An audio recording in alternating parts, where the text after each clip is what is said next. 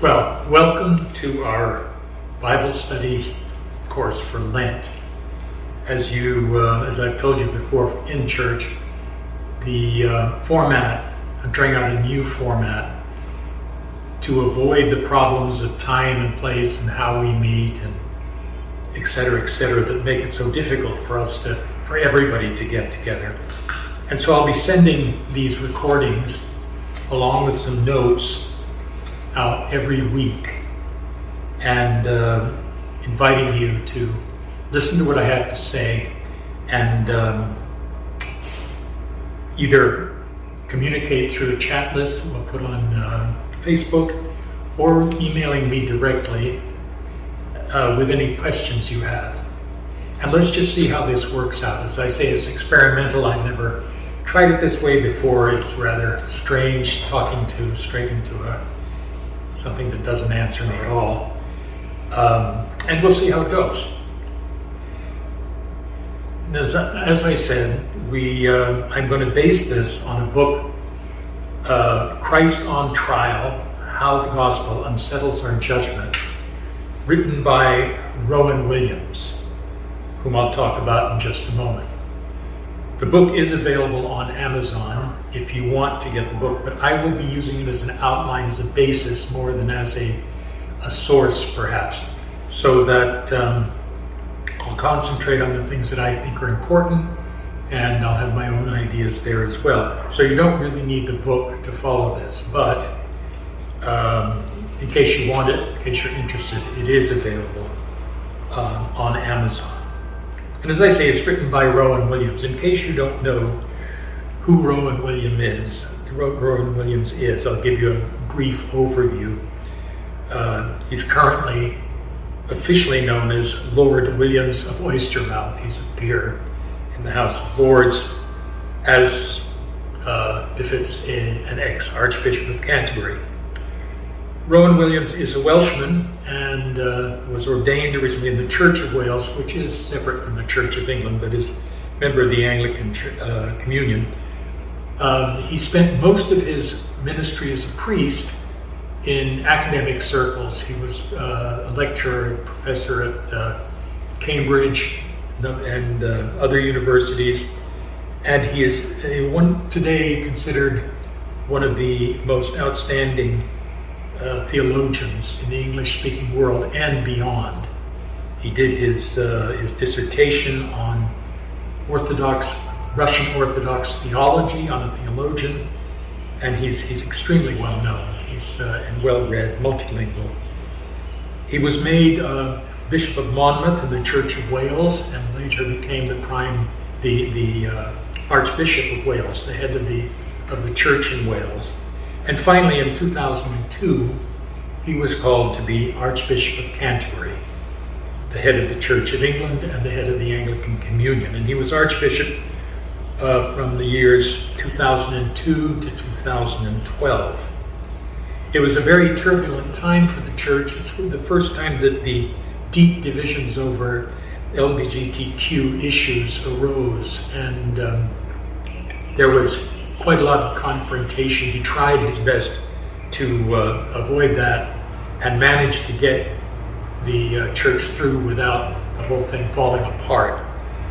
So, but he had had enough after about 10 years of it. And so he retired, and he's returned to academia. He's presently Master of Magdalen College, Cambridge, and he has been the author of many, many books, and you can find him on YouTube.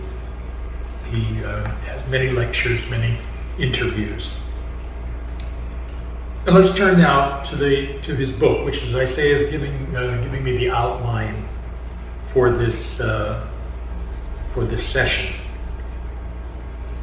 And let's look at the word trial.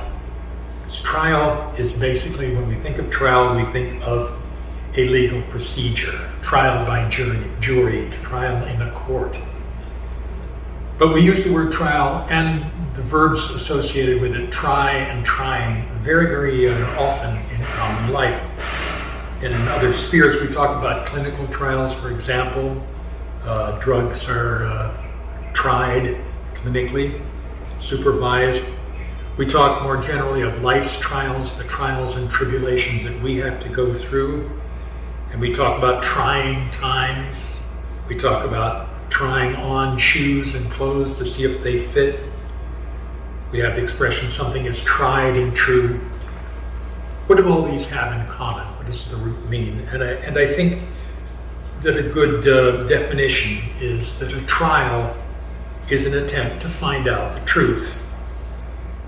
When that's what happens in a court of law. You put the criminal on trial to find out the truth about the crime, about the case. You put in a clinical trial, you test the drugs to see if they work, to see what the truth is about them. When we talk about life's trials, we're talking about the bad things that happen to life that bring out the truth about us, our character, our resilience, if we can put up with them. Even trying on shoes, to see if they fit, the truth about the shoe. Does it fit with me? Does this shirt fit? Those are trials. So all these words come down to testing something to find out if it is true, to find out the truth about it, to establish its veracity. And we have to bear this in mind as we talk about what comes next. Now in this book, and in history in the Gospels, Jesus is put on trial before the Sanhedrin, the Jewish court, and the Roman court of Pontius Pilate. He's put on trial to find out the truth about him. Who was he? And that's the approach we're going to have. And remember, the problem comes in here that when we remember that Jesus, yes, he's a human being put on trial to find out the truth about what he teaches, what he's done, etc. But as we Christians believe, he's also God. So here we're putting God on trial, which is a rather big deal. And that brings me to the book of Job, because the book of Job is probably the most, explores the meaning of trial, of trying times, of trial in all its meanings, the problem of senseless suffering of the innocent, more than any other book, I would say, in Scripture. It's a real deep meditation on trial. And the story is, I'm sure you most remember, but just to refresh you, it's an actual trial in the sense that Satan hears God going on and on about what a good man this Job is. Job is a very successful businessman with lots of children, lots of possessions and stuff. And he honors God, and he's true, he's faithful to God, etc., etc. And Jesus says to God, Jesus, who is God's prosecutor, God's who goes out an accuser. His job is to test people. Satan says, well, no wonder Job is so good, because his life is just peachy creamy. Everything's going well for him. And then he challenges God and says, just give him to me for a short time, and we'll see how good he is. I bet you that I can get him to renounce you, to curse God. And God says yes. So Job is put on trial, quite simply. And immediately disaster befalls him. Satan, kills all his children, all his cattle and sheep are robbed, he himself gets sick. He's a completely ruined man. But he refuses to curse God. However, and this is the interesting thing for our purposes, he expresses a strong wish to bring God himself to trial. He wants to ask God what is going on here. He wants God to be held accountable in some way for the sufferings that he is going through, because they're senseless, they're cruel, and God has to explain to him why he's suffering this way. Of course, in Job, God does show up. But he doesn't appear exactly as a witness to sit there and answer questions. He puts Job in his place. He says that there's no way you can understand who I am and what I'm doing. And Job gives in and says, yes, I shouldn't ask you these things. And God restores him to all his former riches and stuff. So it has a happy ending. But that brings us to the question of Jesus on trial as God on trial, because here, in the form of Jesus, God shows up and submits himself to a human court to answer questions and to, in a process that is meant to find out the truth. And so we're going to look at what truths do we find about Jesus in these trials. What does he reveal about himself in a special way? And in the process, we'll be learning more about who we are. Now, I'm going to look at these accounts one by one in the gospel. We're going to look from Mark, one a week. Mark, which is considered the earliest one, the gospels, through Matthew and Luke, to John, which is considered the latest of the gospels, although there is some argument about that. And I'm not going to spend much time. I don't want to be led down the rabbit holes of whether it's historical, talking about its historical context, or it's the historicity of it, the facts that it brings up. Each account really does differ from the other.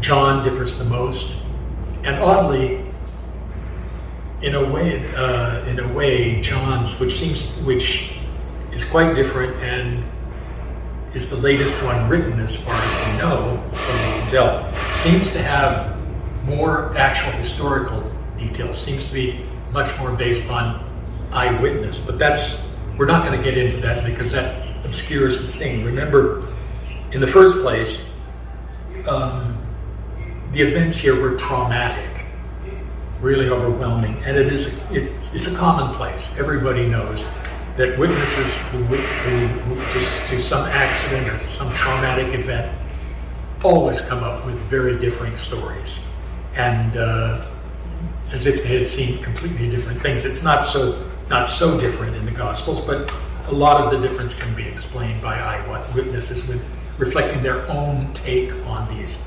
events and remembering things selectively, things that stood out to them, and forgetting others. So the testimonies will differ significantly. Like I say, there are a lot of interesting historical questions that arise. Like for example, did the evangelists themselves know anything about Roman law or Jewish law, or how courts were supposed to? Did they understand the procedure? Did they understand the relationship between Roman and Jewish law in this situation? What languages were spoken? That's a very interesting historical question, because if Jesus was actually talking to Pilate, as he does in John in a rather long conversation, he couldn't have been speaking in his native language, Aramaic, because Pilate would not have known it. The only language, well, Pilate would speak Latin, of course, as a Roman, but in that part of the empire, Greek was the language. And Pilate probably would be, as an educated man, would have learned Greek. So anyway, those are questions that are really interesting and quite important, but we're not going to go into them here because we want to look at these texts as what they are to us, inspired texts, which means that God chose them. They're there because God chose them in order to reveal 4 different perspectives on Jesus and who Jesus was and who God is.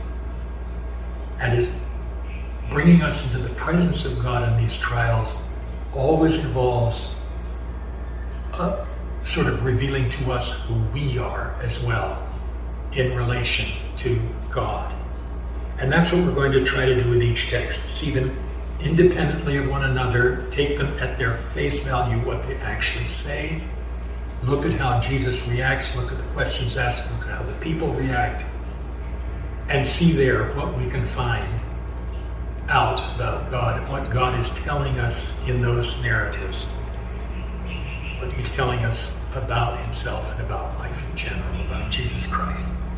So, let's start next week with Mark, and I will be attaching to this, if I can, the chapters and verses. We'll be sending you the text, but just so you can start looking ahead, the chapters and verses of all 4 Gospels that we'll be reading. And I will send out next week the text of the gospel, the questions, guiding questions, and notes to guide the reading. Hopefully we'll have a chat group on Facebook, and I'll send out my email as well, though, so that if you have questions directly to me, but it would be nice if we could sort of do our reactions on that in that chat group, so that they could answer and etc. each other and other. We'll see how it works out. Like I said, this is an experimental thing, something I've never done before, and all I can say is we'll see. So I'll leave this for here, and I'll be talking to you next week about Mark. Thank you very much.